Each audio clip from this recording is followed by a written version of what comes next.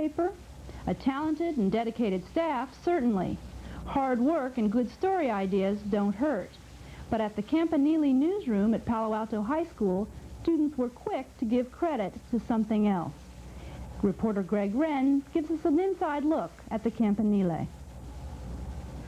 This may not look like your normal, everyday high school classroom, but it is. Normal, that is, for Palo Alto High School's award-winning newspaper, the Campanile. And one of the main reasons for that success is the use of an Apple Macintosh computer. With these computers, some of which were purchased by the district and some donated by Apple Corporation in 1987, the staff turns a classroom of ideas into a full-size newspaper every 3 school weeks. However, there's a lot more to putting together a newspaper than just typing it into a Macintosh. First, ideas for stories must be thought of and assigned to the various reporters. This selection is a democratic process, not just a decision made arbitrarily by the editors-in-chief. You know, we'll vote on some ideas, and then after that we'll ask for any stories. We'll ask students which stories they want to do, and then we'll just assign them that way. The preliminary page is dummied up by placing the stories from the word processing program where they are typed into the desktop publishing program, PageMaker. In PageMaker, each story may be edited for length and moved around the page to a spot where it will mesh with the other stories. Also, spaces for photographs and ads must be fit on the page, turning the whole process into something like a jigsaw puzzle. It is during this stage where the Macs make the biggest difference. It cuts down on the time periods too, and instead of taking us something that would have taken us about 8 hours, 8 to 10 hours before, it only takes 3 to 4. Of course, there are some who would just as soon dump the computers altogether. It's a very rocky, stormy relationship between me and the computer personally, so actually half the time I feel like strangling myself with the mouse, so to tell you the truth. The real reason for the success of the Campanile relies on the reporters and editors who would put the paper together even if they had to go out and chop down the trees themselves. Just the fact that it's our paper, it's not hers, and we can basically do whatever we want with it, and we choose to make it a success. I think it's a success because of the people who are on it. I like the way Wadge runs the class. She gives you a lot of independence and stuff. Wadge is Campanile advisor Esther Wojcicki.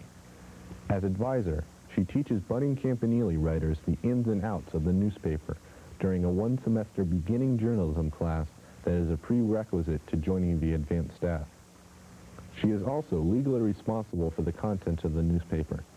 Nevertheless, Wadge gives as much independence as possible to the staff.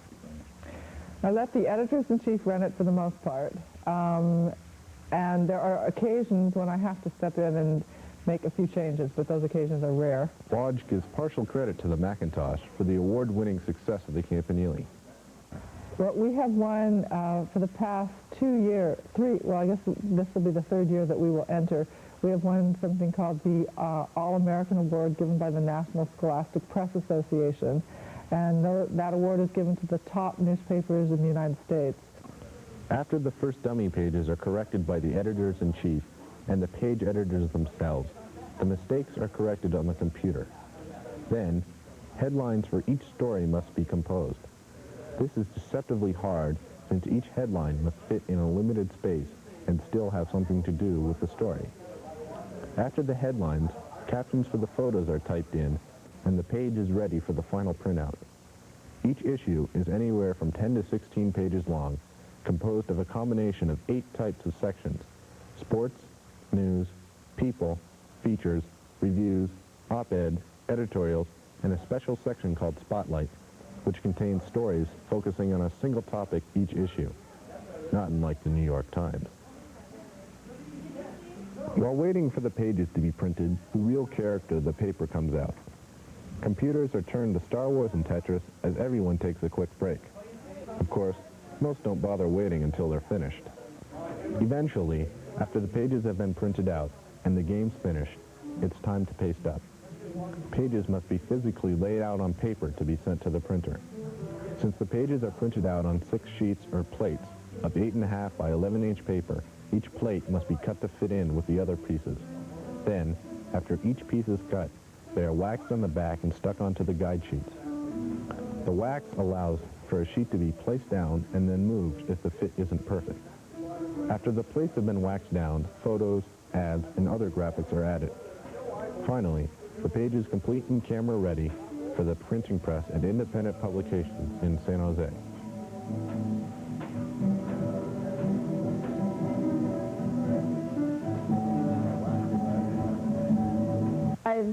I've learned how to work together with people. I've learned computer skills. I've learned writing skills, leadership skills. Even more important to the staff is the good times that being on the paper provides. It's a lot of fun. It's definitely my funnest class. Well, besides math, of course. But, math, Campanile, I think that would be the order that really... For 28 years,